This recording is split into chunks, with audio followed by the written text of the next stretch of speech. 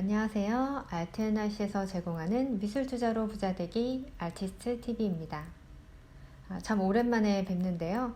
그동안 다들 잘 지내셨나요? 제 영상이 빨리 업로드 되기를 기다리고 계셨던 분들도 제법 계셨을 것이라고 생각이 드는데요. 저도 빨리 업로드를 하고 싶었어요. 그런데 제 영상의 구독자님들이 연령대가 제법 많이 높으세요. 그러다 보니까 제가 이제 좀 자칫 잘못하면 지금 급변하는 이런 상황 속에서 뭔가 말을 잘못하면 굉장히 오해가 될 수도 있고 오역을 하시는 분들도 계시기 때문에 제가 이렇게 전체적인 상황을 다 정리를 해가지고 조금 뭔가 정리가 되면 전체적인 이제 그림을 설명드리면서 좀 자세하게 정확하게 말씀드리려고 지금까지 기다렸습니다. 그래서 오늘 내용이 좀 많이 길 것 같아요. 제 영상은 거의 다 짧은 편인데 10분 내로 오늘은 많이 길지 않을까 생각이 됩니다. 그리고 좀 생소한 단어나 중요한 내용들이 많이 나올 텐데 제가 적어드리거나 이것을 뭐 텍스트로 정리해드리거나 이렇게 하지 않겠습니다. 왜냐하면은 텍스트로 정리를 하면은 중요한 내용만 쏙쏙쏙 이렇게 그냥 자가 편집을 하실 수가 있어요. 자가 편집을 해서 앞뒤를 다 잘라 먹고 이제 중요한 내용만 착착착 한 다음에 스스로 그냥 판단해버리는 그런 경우가 생길 수도 있기 때문에 제가 이제 텍스트는 정리를 하지 않을 거고 그냥 말로써 이렇게 쭉 설명을 드릴 거고 가장 중요한 부분은 결론 부분에 나오겠죠? 그러니까 오늘 내용 처음부터 끝까지 좀 찬찬히 들어주시고요. 제가 이제 내용을 설명하는 데 있어서 좀 생소한 단어라든지 중요한 용어들이 있을 텐데 그런 부분들은 메모를 해 두셨다가 나중에 꼭 찾아보시기를 권해드릴게요. 그렇게 해야 여러분 것이 되고 또 공부가 되니까요. 꼭 그렇게 하시기를 바라겠습니다. 오늘 내용의 제목이 이거예요. 다들 물어봅니다. NFT 투자해야 하냐고. 자, 여러분 지금 NFT 신문이나 뉴스에서 많이 들어보셨을 거예요. 지금 비트코인이 굉장히 핫하죠. 그에 이제 힘입어서 NFT라는 것이 이제 급부상했는데 여기에 이제 핵심이 되는 게 뭐냐면 미술품, 예술품입니다. 그래서 이 부분에 대해서 많이 물어들 보시고 또 여러분도 많이 궁금해 하실 것 같고 이 마켓이 굉장히 핫한 것도 사실이고 해서 우리가 이 부분을 어떻게 접근해야 될까 이걸 좀 얘기를 하려고 해요. 지금 크립토 마켓에 이미 투자를 하고 계시는 분도 계실 테고 이 부분을 잘 아시는 분들도 계시겠지만 전혀 모르시는 분들이 더 많으실 것 같아요. 전혀 모르지만 그냥 뉴스에서 신문에서 들어는 봤다. 그리고 투자는 하고 싶은데 어떻게 해야 될지 모르겠다. 궁금하긴 한데 겁난다. 뭐 이런 분들이 훨씬 더 많으실 거라고 생각이 되고 그래서 오늘 내용은 여러분들이 아무런 기초 지식이 없다는 가정하에 제가 설명을 드리겠습니다. 이 분야에 대해서 전문적으로 지식이 많은 분, 이미 투자를 하고 계시는 분들이라고 할지라도 오늘 내용을 들으시면 또 새롭게 정리가 되는 시간이 될 수도 있고요. 저는 뭐 크립토에 대한 설명을 하려고 하는 것이 아닙니다.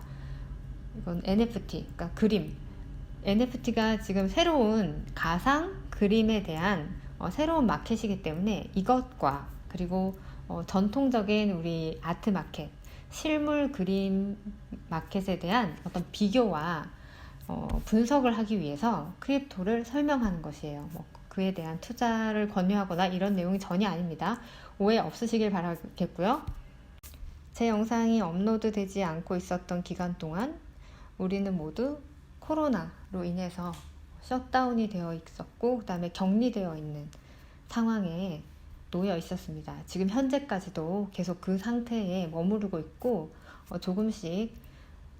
지금 조금씩 나아지고 있는 것 같지만 아직은 지금 모든 상황이 종결되지가 않았습니다. 그리고 미국 대선이 있었죠.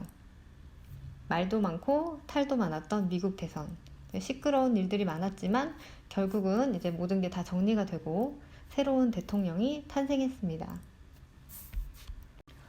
그 미국 대선 기간 동안 제가 유심히 관찰했던 부분은 빅브라더였습니다.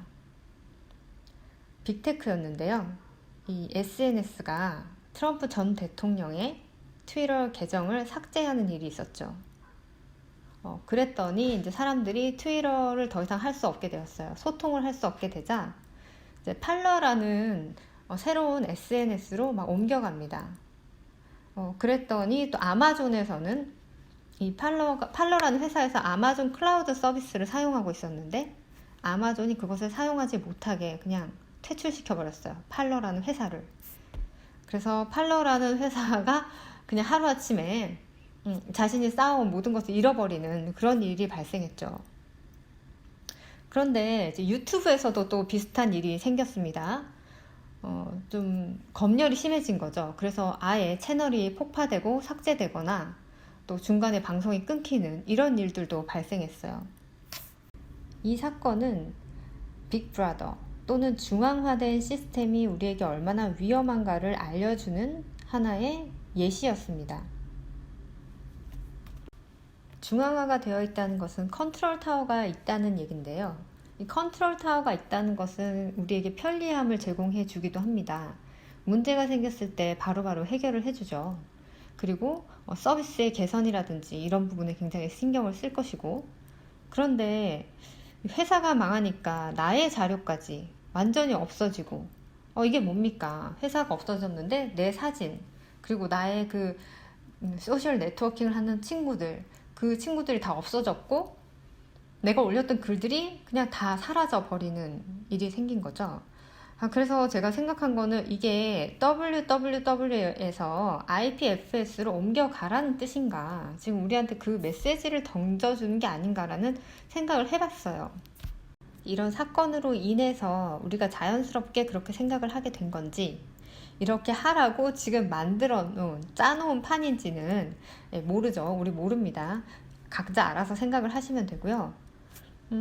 분명히 www.com은 이 문제가 있다라는 건 확실한 사실이에요.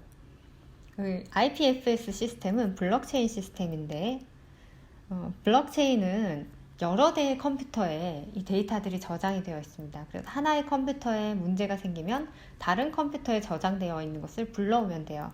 그리고 이 회사가 아무리 망하더라도 내가 올려놓은 자료, 내가 저장해 놓은 자료들은 이 지구가 멸망할 때까지 사라지지 않습니다. 그러니까 이 블록들이 내 자료를 백업을 여러 곳에다가 시켜놨기 때문에 내 자료를 보관하는 건 굉장히 안전한 거죠. 그런데 또 이것도 한편으로 생각하면 좀 무서운 일이 될 수도 있어요. 내가 이 네트워크 상에서 어떤 나의 아이디, 나의 자료를 완전히 삭제시키고 싶고 난 여기를 떠나고 싶은데 이게 너무 여러 곳에 저장이 되어 있는 거예요. 내가 여기서 삭제되고 싶어도 삭제되어질 수가 없는 그런 좀 무서운 상황이 발생할 수도 있다는 어떤 딜레마에 또 빠지기도 합니다. 이 블록체인 IPFS 시스템의 서포링을 받는 현재 웹 브라우저는 브레이브라는 것이 있습니다. 브레이브로 접속을 하면 구글이나 네이버나 어디든지 다 들어갈 수가 있어요. 그리고 여기는 브레이브에서는 우리가 광고 같은 걸 시청하면 보통 유튜브 같은 경우는 보세요. 그 컨텐츠를 올린 사람들이, 여러분이 광고를 보면 컨텐츠를 올린 사람들에게 수익이 돌아가죠. 브레이브는 광고를 시청한 사람에게도 돈이 돌아갑니다. 이익을 나눠줍니다. 그래서 코인을 줘요. BAT라는 토큰을 주는데 지금 1불이 넘어요. 그 토큰이 굉장히 가격이 생각보다 높아요. 이런 것도 있고, 그 다음에 스팀 앱이라는 게 있어요. 이건 SNS인데 전 사용은 안 해봐서 내용은 잘 모르지만 그 IPFS가 서포링을 하는 시스템입니다. 그래서 이런 일들이 있고 나서 저는 최근에 페이스북 계정을 삭제했습니다. 영구 삭제를 했는데 좀 그나마 다행이라고 생각하는 것은 얼마 전에 페이스북 해킹 사건이 있었잖아요. 그래서 많은 이용자들이 그 개인정보를 유출당하는 사건이 있었습니다. 그런데 사실 요즘에 페이스북 계정이 없으면은 어딘가에 가입을 하거나 뭔가 결제를 할 때 좀 불편함이 따릅니다. 페이스북이 이미 이 모든 것을 장악했기 때문에 페이스북으로 로그인을 하는 경우가 굉장히 많고, 페이팔도 페이스북이랑 다 연결이 되어 있고, 이제 페이스북에서 또 코인을 만들려고 하잖아요. 이 페이스북 코인은 여러 중앙은행과 정부들에게 굉장히 위협이 되고 있습니다. 그래서 정부에서, 각국 중앙정부에서 페이스북 코인 만들지 마, 또 코인 만들지 마라고 계속 경고를 했죠. 그래서 페이스북의 이름을 또 살짝 바꿔가지고, 그러면은 일반 크립토 말고 우리는 스테이블 코인 만들게, 가격 변동 없는 스테이블 코인으로 만들겠다, 이렇게 해서 준비를 하고 있는 중이에요.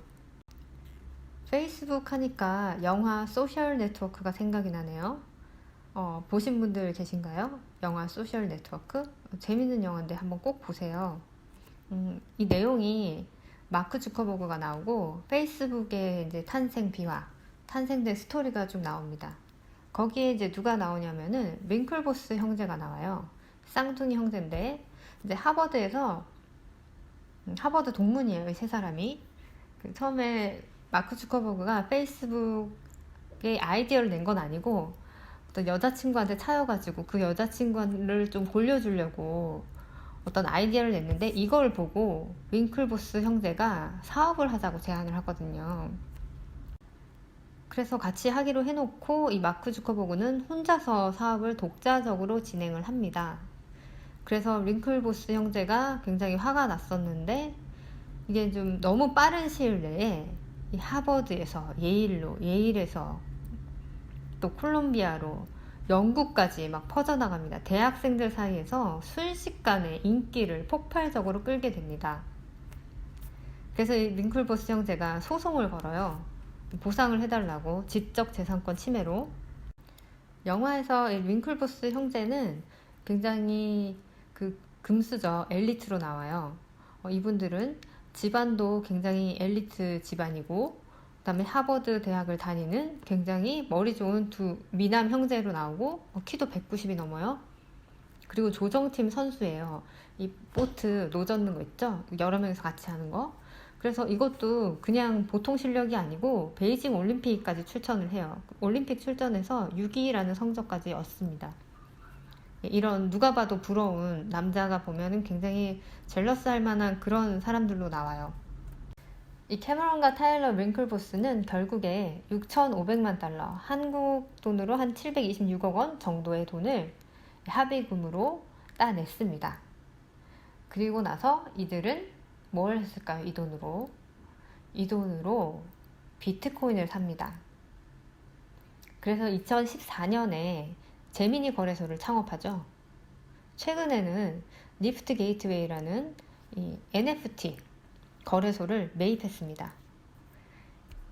이 니프티 게이트웨이라는 NFT 거래소는 최근에 그 일론 머스크의 아내로 알려진 그라임스가 디지털 작품을 팔아서 580만 달러 정도에 낙찰시킨 그런 사건으로 굉장히 유명하죠. 그 거래소가 바로 윙클보스 형제가 운영하고 있는 니프티 게이트웨이입니다. 또 최근에 가장 화제가 되었던 크리스티 경매장. 크리스티에서 NFT 작품을 경매에 내놓았죠. 아티스트 이름은 비플이고, 이 거래가 6,930만 달러, 하나로는 785억의 거래가 성사되면서 큰 화제를 모았습니다. 크리스티에서는 왜 비플을 선택했을까요? 비플이 어마무시한 팔로워를 가진 디지털 아티스트라서 그랬을까요? 물론 이 비플이란 작가는 요즘 말로 인플루언서죠. SNS에 굉장히 많은 팔로워를 보유하고 있고, 또 최근에 이슈가 되는 작품들을 막 그립니다.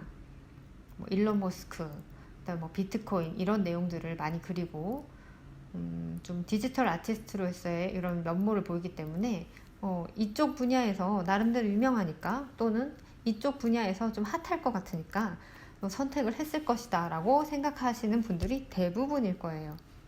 그런 이유도 당연히 포함이 되겠지만, 비플의 입장에서는 굉장히 좋은 거예요. 왜냐하면 최초라는 타이틀이 생겼으니까요. 하지만 크리스티 입장에서는 이거 처음 하는 것이기 때문에 이슈도 되지만 이 위험성이 따른단 말이죠. 위험을, 리스크를 조금 보완하는 그런 형태로 비플을 선택한 것이 아닐까 싶습니다. 이제 그 이유는 제가 차츰차츰 설명해 드릴 거고요. 또 최근에 트위터의 CEO죠. 잭 돌시가 자신의 첫 번째 트윗을 NFT로 판매하겠다고 했고 판매를 했습니다.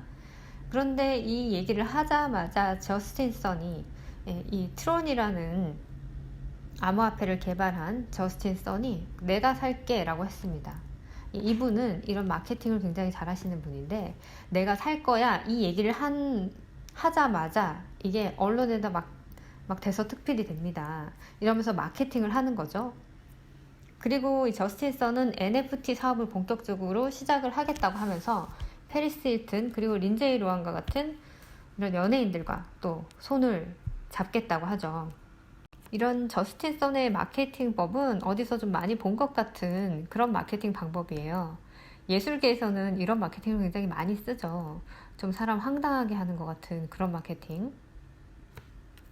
이런 저스틴 선이 최근에 또 피카소, 파블로 피카소와 앤디 워홀의 작품을 원화로 구입을 했습니다. 왜 구입을 했냐면 NFT를 출시하기 위해서.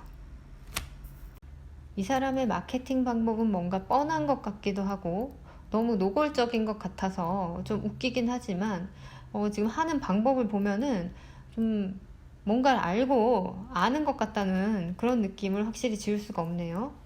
그러면 아까 크리스티로 돌아가서 크리스티에서는 이 비플이라는 작가를 내세웠잖아요. 디지털 아티스트 그리고 생소한 작가. 그런데 지금 저스틴 선은 파블로 피카소, 이게 그러니까 연예인 마케팅이나 이런 것도 하면서 이슈몰이도 하면서 이제 진짜로 한번 가보겠다 이거죠. 앤디 워홀이나 파블로 피카소와 같은 전통적인 가치 있는 이미 자산으로서 가치가 매겨진 그런 작품을 NFT화 시키겠다고 하는 거예요. NFT는 Non-Fungible Token, 대체 불가능한 토큰이라고 합니다. 이 NFT를 거래하기 위해서는 이더리움을 기반으로 한 지갑을 깔아야 됩니다. 그 지갑을 이용해야 되고 거기에 이더리움을 저장해야 됩니다. 이더리움을 구입해서 게스피를 지불을 해야 됩니다. 게스피가 뭐냐면은 이제 연료비, 그러니까 수수료 정도라고 생각하시면 되겠네요. 수수료를 지불해야 되는데 우리는 이더리움을 사서 그 이더리움으로 지불을 해야 됩니다. 그리고 메타마스크라는 지갑을 깔아야 합니다. 메타마스크 외에도 여러 가지 지갑이 있습니다. 그것을 사용할 수도 있고 지금 오픈시라는 마켓에서는 법정화폐, 여러분의 통화, 달러나 원화 이런 것으로 원화도 되나? 잘 모르겠는데 어쨌든 법정화폐로 바로 결제를 해서 살 수 있도록 하고 있습니다. 하지만 이더리움은 무조건 있어야 됩니다. 거의 대다수의 NFT 토큰은 이 이더리움 기술 안에서 발행이 됩니다. 이더리움은 일반적인 토큰하고는 좀 달라요. 토큰이랑 다르고 이 토큰 자체가 한 커다란 컴퓨터라고 생각하시면 돼요. 그래서 ERC20이라는 펀지블 토큰을 ERC721라는 넌 펀지블 토큰으로 바꾸는 작업을 해서 넌 펀지블 토큰이 나오는 건데 이더리움 기반 없이 이 NFT가 돌아가지가 않습니다. 그래서 무조건 이더리움을 사용해야 되고 이더리움 없이는 지금 뭐 아무것도 할 수 없는 상황이죠. 그런데 이제 문제가 이 이더리움이 게스피가 너무 비싸다는 점이에요. 기술적인 안정성에 좀 불안도 있고요. 그래서 이더리움은 계속해서 기술을 보완하고 있습니다. 그리고 이 이더리움의 게스피가 비싼 이 문제를 해결하기 위해서 다른 토큰들이 나오고 있어요. 지금 다른 크립토들이 이걸 개발해서 쏙쏙쏙 내놓고 있어요. 이걸 대체할 만한 어떤 기능을 가진 다른 토큰들이 나오고 있습니다. 자, 그래서 아까 말씀드렸던 크리스티가 비플의 작품을 내놓았던 거, 이걸 한번 생각해 보자는 거예요. 이 작품이 팔렸을 때 그 가격은 이더리움 기준으로 매겨졌습니다.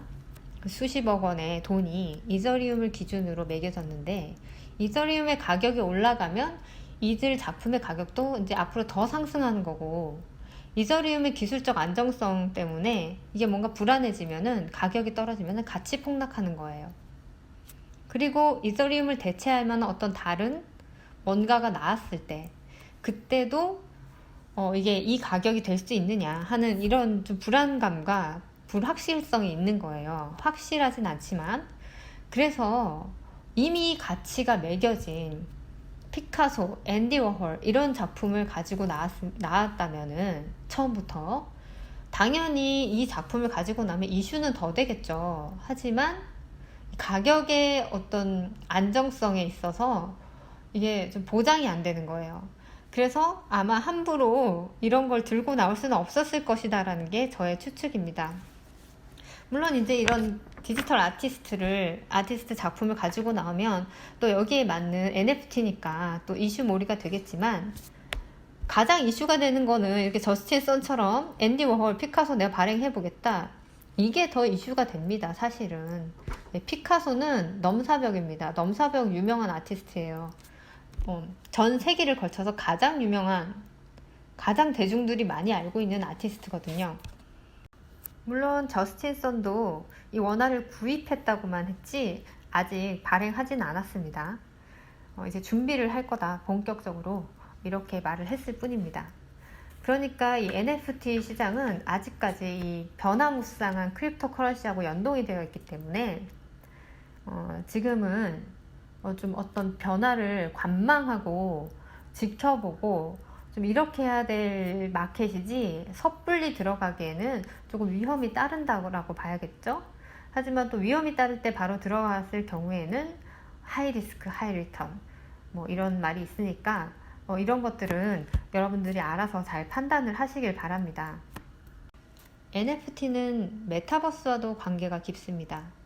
메타버스는 가상과 현실을 아우르는, 현실과 가상을 합친 어떤 세계를 말하는데요. 최근에 미국 초등학생들은 유튜브에서 머무는 시간보다 로블록스라는 메타버스 안에서 머무는 시간이 훨씬 더 많다고 합니다. 그리고 한 초등학생은 메타버스 안에서 게임을 개발해가지고 100만 불 이상의 수익을 거둔 것으로 제가 뉴스에서 살짝 읽은 기억이 있습니다. 메타버스도 탈중앙이 있고 중앙이 있습니다. 중앙화된 메타버스 같은 경우는 페이스북이 만든 호라이즌 같은 그런 메타버스가 있고, 탈중앙화된 메타버스는 디센트럴랜드나 샌드박스 이런 것들이 있어요. 호라이즌 같은 경우는 굉장히 디자인도 세련되고 오라클이라는 안경 회사까지, 이 3D 안경 회사까지 페이스북이 매입을 했기 때문에 굉장히 돈도 투자 많이 하고 기술진들이 많이 포진이 되어 있어서 뭔가 세련되고 사람들이 느끼기에 좀 매력도가 높은 그런 메타버스라고 볼 수가 있습니다. 그래서 아마 사람들은 처음에 이 페이스북이 만든 호라이즌에 좀 더 매력을 느껴서 여기를 많이 더 이용하지 않을까라는 생각이 들어요. 하지만 사람들은 또 탈중앙을 원하잖아요.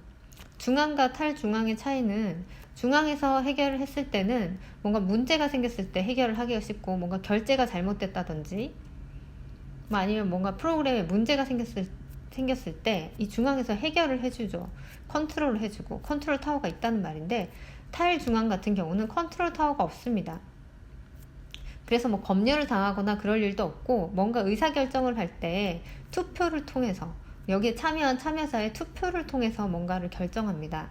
그래서 중앙에서 컨트롤 당하거나 이런 일은 없죠. 하지만 덜 세련되고 좀 개발 속도가 늦고 땅 같은 것도 사고 팔고 할 수 있는데, 이런 것도, 이런 파셀들도 굉장히 러프하게 되어 있습니다. 그래서 거기에 직접 들어가서 개발진들이 개발을 해야 되는 그런 상황이에요. 하지만 재미가 있겠죠.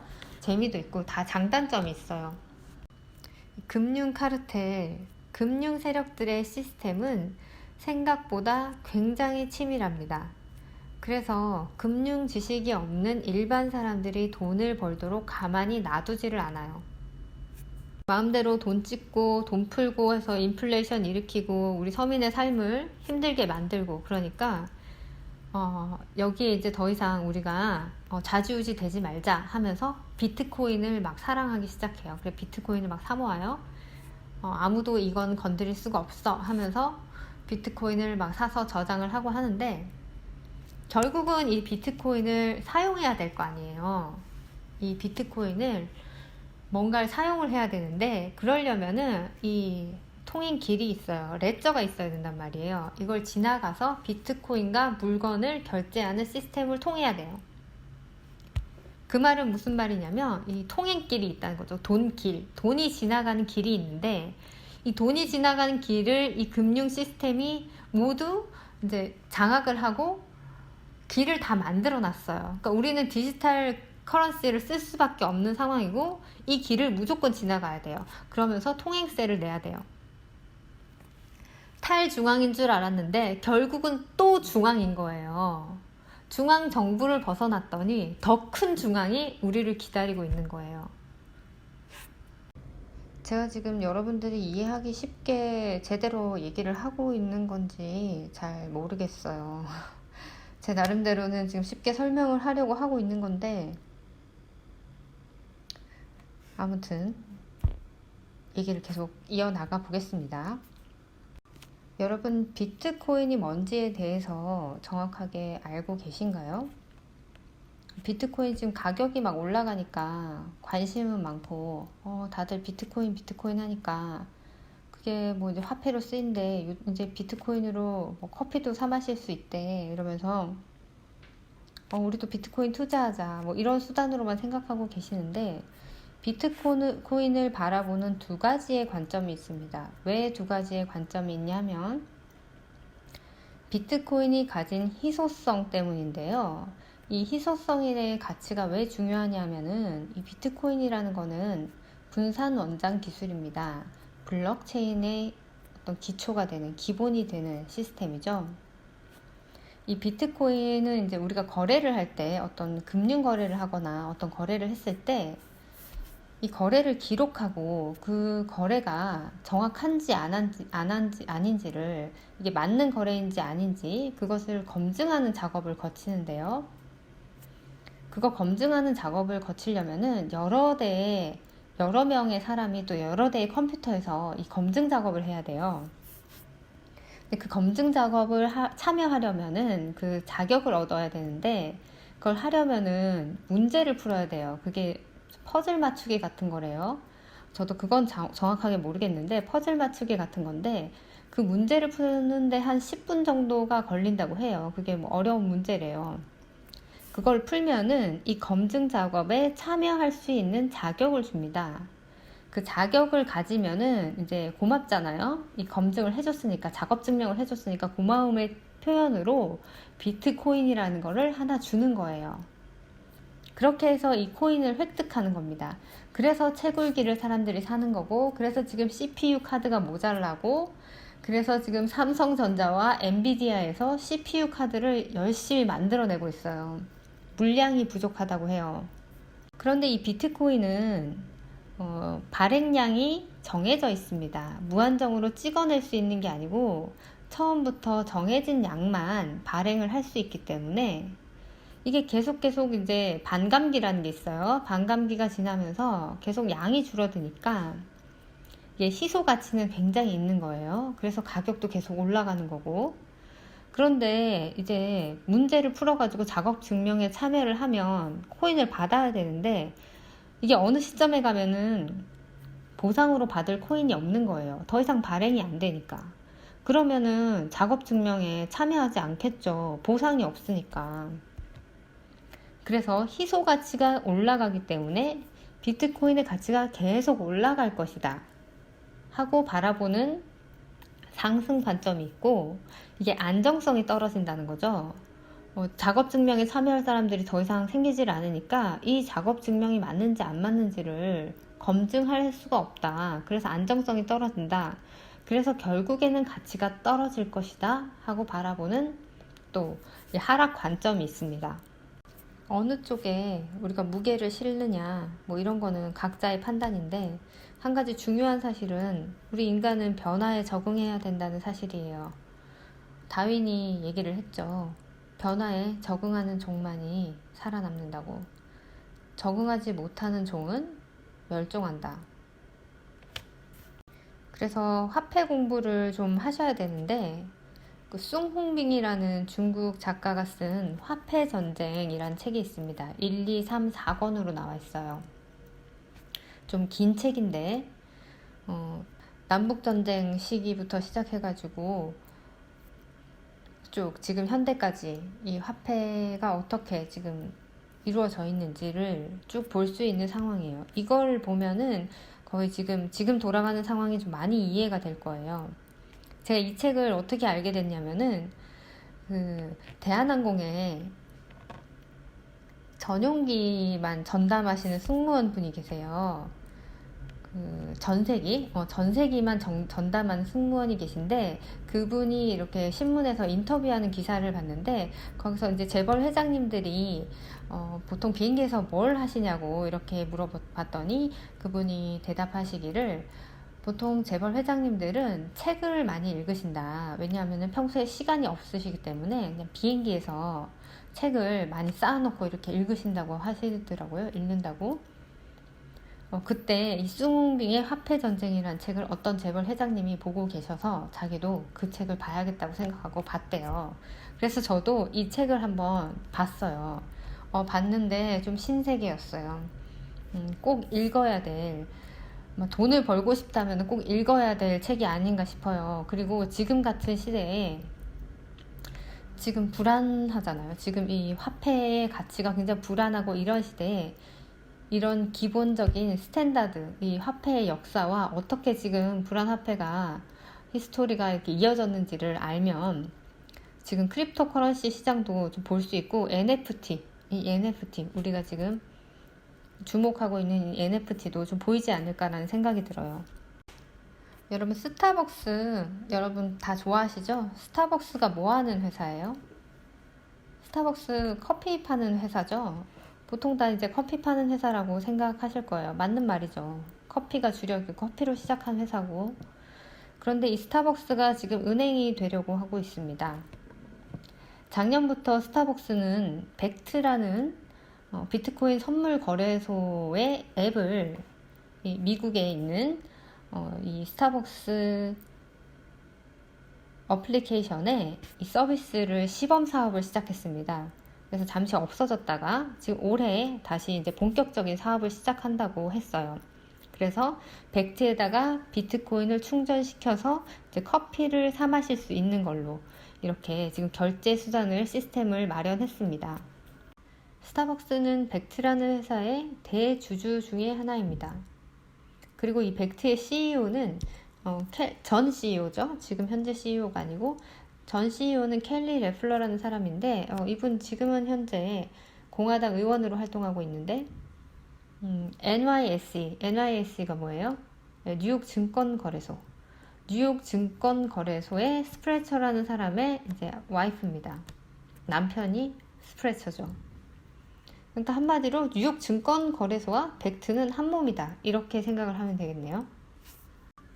그런데 전 세계에 스타벅스를 이용하는 이용자들이 얼마나 많습니까? 그리고 스타벅스에서는 충전 서비스를 하죠. 우리 충전카드에다가 돈 충전시키죠. 20불씩, 50불씩 이렇게 충전시켜가지고 요즘에 어플리케이션 다운받아가지고 충전해서 커피를 사 마시는데 그 돈이 어마어마합니다. 사실은 그 돈 자체가 예금입니다. 예금. 그렇지만 스타벅스는 우리에게 이자를 줄 의무가 없습니다. 그 많은 돈을 가지고 스타벅스는 이제 우리에게 대출 서비스를 해주겠다고 할지도 모릅니다. 아마 조만간 그런 일이 있을 거예요. 뭘 담보로 할지는 모르겠지만 비트코인이 될 가능성이 높겠네요. 이걸 담보로 1억 원치의 비트코인 맡기면 한 1,000만 원 정도 대출 해줄게요. 대출 받으세요. 대출 상품 같은 거 내놓고 하지 않을까요? 아마 그렇게 될 거예요. 카카오는 말을 할 것도 없고요. 한국에는 뭐가 있냐면 다날이라는 결제 시스템이 있습니다. 여러분이 온라인에 쇼핑할 때 카드 결제 하시잖아요. 그때 다날 결제 시스템을 사용하실 텐데, 다날은 이제 반대로 원래 결제 시스템이었는데 지금은 커피를 팔아요. 커피 뭐냐? 달콤 커피. 달콤 커피 유명하죠. 다 아시죠? 근데 이 달콤 커피가 요즘에 뭘 하고 있냐면은 로봇 커피샵 가맹점을 내주고 있어요. 로봇 커피를 지금 이제 하고 있는데, 이게 커피집인지 결제 시스템인지 은행인지 모르게 모든 것이 다 대통합되고 있고, 중요한 거는 이게 금융 시스템으로 하나로 귀결이 된다는 거예요. 자, 이렇게 지금 이제 세상이 완전히 바뀌고 있어요. 모든 시스템들이 뭔가 금융으로 하나 되는 이런 시스템으로 바뀌고 있어요. 어떻게 보면 좀 무섭기도 하고 편리하기도 하고 좀 새로운 판이 짜지는 것 같은 느낌이 드는데 여러분이 CBDC, 스테이블 코인, 그 다음에 크립토 커런시 이거 구분할 줄 아세요? 이거 구분할 줄 모르시는 분들은 NFT라는 거는 아예 투자할 생각도 하지 마세요. 절대 하지 마세요. 뭐 사실 별 내용은 아니에요. 그냥 한 번만 이렇게 보면은 여러분들 다 아실 수 있는 그런 기본적인 내용인데, 그런 기본도 모르고 NFT 할 생각은 하지 마시라는 얘기예요. 왜냐하면 여러분의 소중한 돈, 소중한 자산 잃어버리면 안 되니까. 제가 지금부터 더 좋은 거 가르쳐 드릴게요. 여러분, 그림 사세요. 그림, 어떤 그림? 가치가 있는 그림. 가치 있는 그림이 어떤 건데? 제가 그래서 이거 알려드리려고 훌륭한 예술작품의 조건 5강부터 5, 6, 7, 8, 9 이렇게 만들어 놨잖아요. 여기에 내용이 다 들어있어요. 기준, 스탠다드 다 들어있습니다. 플랫폼이 바뀐다고, 시대가 바뀐다고, 환경이 바뀐다고 이 스탠다드가 바뀌는 게 아닙니다. 예술의 가치는 변하지 않아요. 여기에 훌륭한 예술작품을 보는 기준이 다 들어있습니다. 자, 이거를 보시고 좋은 작품을 사세요. 지금이 더 좋은 기회입니다. 왜 실물 작품을 사라고 하냐면 이런 거예요, 여러분. 지금 새 판이 짜지고 있어요. 강남에 이제 개발을 한다고 한 거예요. 말죽거리에 지금 막 땅을 닦고 있는 거예요. 길 내고 도시 계획은 다 나왔어요. 어디에 학교를 짓고 어디에 아파트 단지가 들어서고 뭐 상업지구는 어디고 이거는 다 나왔단 말이에요. 근데 개인한테 땅도 팔고 있는 거예요. 지금 이제 그 정도 상황이에요. 완전히 아무것도 없는 상태. 그런데 여기에서 여러분이 아파트 한 칸, 그 아파트 한 채 한 칸, 그거 지금 분양 받으려고 막 청약해보려고 막 전전긍긍. 지금 그럴 때가 아니에요. 지금은 어떻게 해서든 그 좋은 땅을 내가 한 평이라도 가져서 조그마한 빌라라도 지어서 분양을 할 때예요. 내가 직접 지어서 직접 빌딩을 짓고 아파트를 지어서 다른 사람들한테 팔 수 있다는 거예요. 그래서 실물을 사시라는 거예요. NFT 마켓에서 발행할 수 있는 예술품의 종류는 무궁무진합니다. 시를 발행할 수도 있고 사운드 아트를 할 수도 있고 뭐 그림은 말할 것도 없고 그 어떤 형태든 무궁무진해요. 다 가능해요. 그러면 아티스트가 제일 좋겠네요. 뭐든지 발행하면 되니까. 그런데 나는 아티스트도 아니야. 나는 아티스트도 아니고 나는 그런 재주도 없어. 그리고 아무렇게나 뭐 그린다고 해서 누가 그걸 아트라고 알아주나? 아니잖아요. 그러면 여러분이 그림을 가지고 계시면, 실물을 소유하고 있으면 그걸로 발행을 할 수도 있다는 거예요.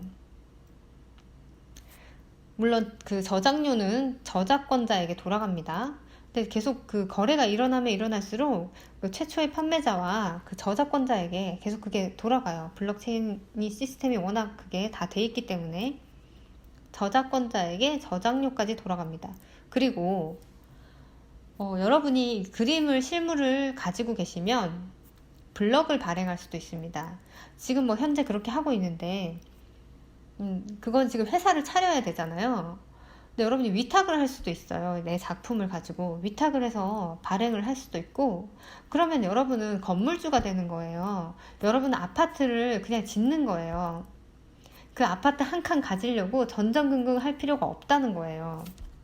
이 NFT 마켓 아직 시작도 안 했습니다. 그냥 땅 고르고 있는 중이에요.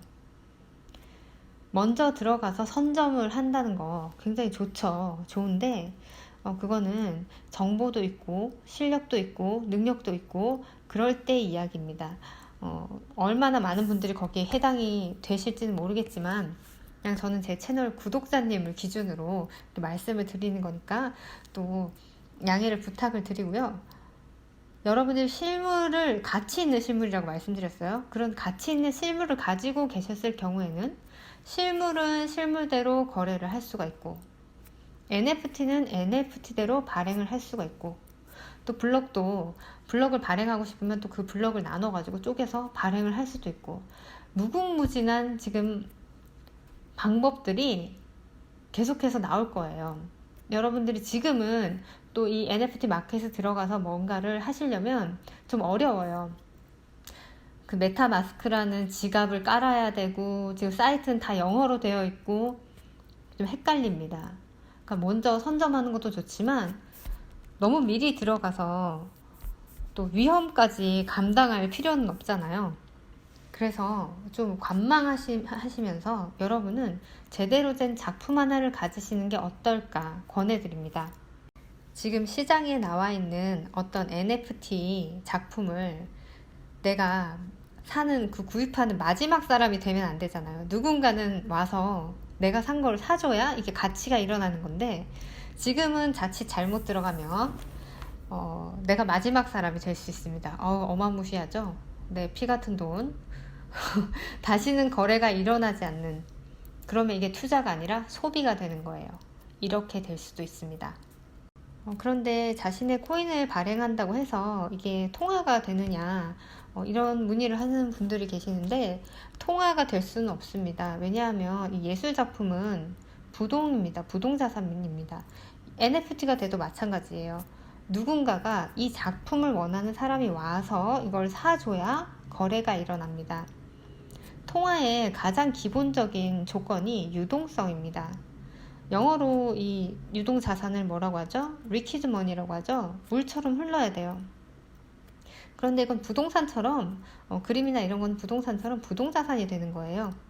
좀 쟁겨뒀다가 나중에 팔던지 이렇게 해야 되고, 바로바로 거래가 일어나는 게 아니고 non-fungible이잖아요. 어떤 걸로 대체될 수 있는 게 아닙니다.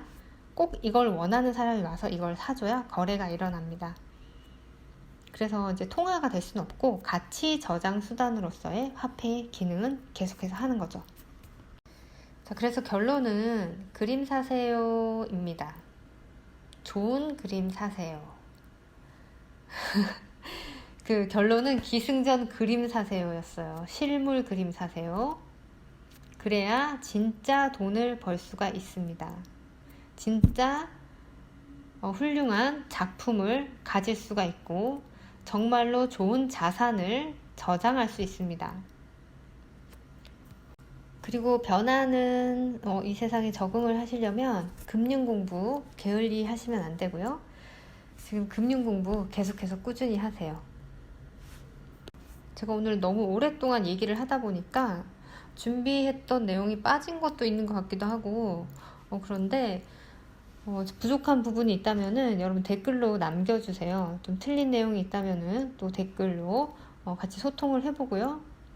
제가 또 부족한 부분은 또 채워 넣고 수정을 하고, 이렇게 해서 다음 영상에서 모자란 부분을 또 설명을 드리던지 할게요. 지금까지 이 지루한 내용을 끝까지 들어주시느라 너무 고생 많으셨고요. 제가 처음에 영상 초반에 말씀드렸던 것처럼 제가 적어드리지 않았잖아요. 텍스트 정리를 안 했기 때문에 여러분이 들으시면서 중요한 부분, 모르는 부분은 메모를 해 두셨다가 이렇게 한번 검색해보고 찾아보는 시간 가져보세요. 그러면 여러분 것이 됩니다. 그리고 이해가 안 가면 2번, 3번 돌려보시는 것도 괜찮고요. 저는 또 다음 시간에 찾아뵐게요. 여러분 들어주셔서 너무 감사합니다. 감사합니다. 안녕히 계세요.